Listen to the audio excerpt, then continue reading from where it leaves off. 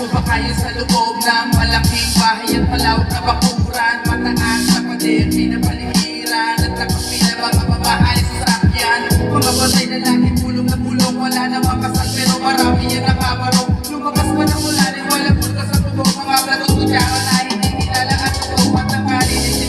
Gatos na nasa kahunan kahit na hindi pasko sa minsan ay mayamon. Sarap siguro manirahan sa bahay na ganyan. Sabi pa nila ay dito mo rin matatagpuan ng tao na nagmamayari ng isang upuan. At pag may pagkakatako'y pinag-aagawa, kaya naman hindi niya pinaka-awalan. Kung makikita ko naman na kaya isisigawan.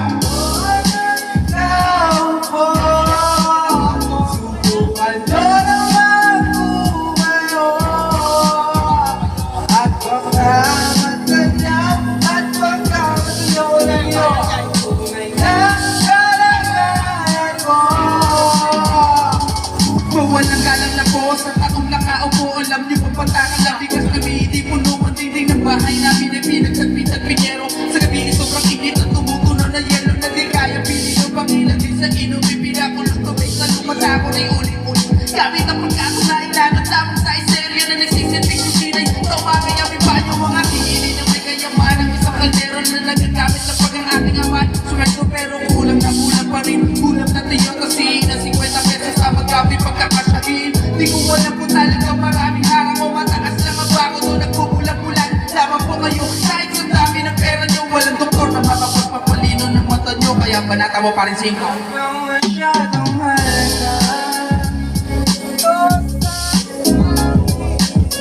Ang matamaan, huwag magaling. Bato sa langit. Ang matamaan ay huwag masyadong halaga.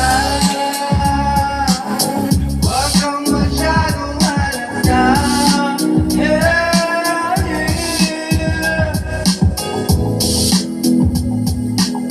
Huwag kang masyadong halaga.